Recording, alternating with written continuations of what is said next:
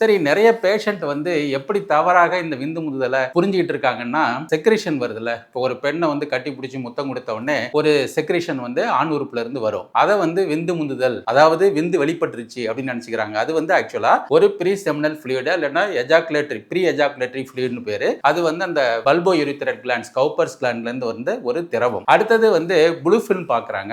அதுல வந்து ரொம்ப நேரம் உடலுறவு வச்சுக்கிறதெல்லாம் ஒரு ஸ்டாண்டர்ட் டைமா அதை வந்து மைண்ட்ல ஃபிக்ஸ் பண்ணிக்கிறது. மூணாவது வந்து மனைவி வந்து அவங்களுக்கு வந்து உச்சகட்ட நிலையை அடையிறதுக்கு எவ்வளவு நேரம் எடுத்துக்கிறாங்களோ அது வரைக்கும் உடலுறவை நீட்டிக்க முடியாத ஒரு நிலையில இருக்கிறவங்க அவங்களே தங்களை தானே ஃபீல் பண்ணிக்கிறாங்க, எங்களுக்கு வந்து விந்து முந்துதல் இருக்குன்ட்டு. அடுத்தது வந்து சம் எக்ஸ்பீரியன்ஸ்ட் ஃப்ரெண்ட், அதாவது என்னன்னா இப்ப கல்யாணம் ஆனதுக்கு அப்புறம் வந்து என்ன சொல்றாங்கன்னா, நிறைய பேர் வந்து அவங்களுடைய ஃப்ரெண்ட்ஸ் கிட்ட போய் ஒப்பீனியன் கேட்பாங்க. எனக்கு வந்து விந்து சீக்கிரம் வெளியில வருது, அது என்ன கரெக்டா அப்படின்னு சொல்லுவாங்க. அவங்க ஒரு டைம் ஃபிக்ஸ் பண்ணி சொல்லுவாங்க ஃப்ரெண்ட்ஸ் எல்லாம். அது ஒரு ஸ்டாண்டர்ட் டைமா எடுத்துக்கிறாங்க. சில கப்புள்ஸ் வந்து இந்த பிரசன்டேஷனோட வரும்போது அவங்களே சில அன்ப்ரொடக்டிவ் டெக்னிக் எல்லாம் யூஸ் பண்றாங்க. உடலுறவுக்கு முன்னாடி வந்து உடலுறவுல ஈடுபடும் பொழுது தங்களுடைய அட்டென்ஷனை, அதாவது எண்ணத்தை மாற்றிக்கிட்டு உடலுறவு கொள்றது ஒண்ணு. ரெண்டாவது வந்து கில்லுதல், அதாவது உடம்ப கிள்ளி பெயின்ஃபுல் ஸ்டிமுலஸ் கொடுத்து அட்டென்ஷனை டைவர்ட் பண்ணிக்கிறாங்க. சில தம்பதிகள்ல வந்து ஆண்கள் வந்து என்ன பண்றாங்கன்னா ஆல்கஹால், அதாவது மது அருந்திவிட்டு வந்து உடலுறவு வச்சுக்கிறாங்க. இது எல்லாமே சயின்டிபிக்கா அன்ப்ரொடக்டிவ் டெக்னிக். இதெல்லாம் நீங்க ட்ரை பண்ணாதீங்க தயவு செஞ்சு. இது மாதிரி ப்ராப்ளம் இருந்தா டாக்டர் தான் நீங்க வந்து கன்சல்ட் பண்ணணும்.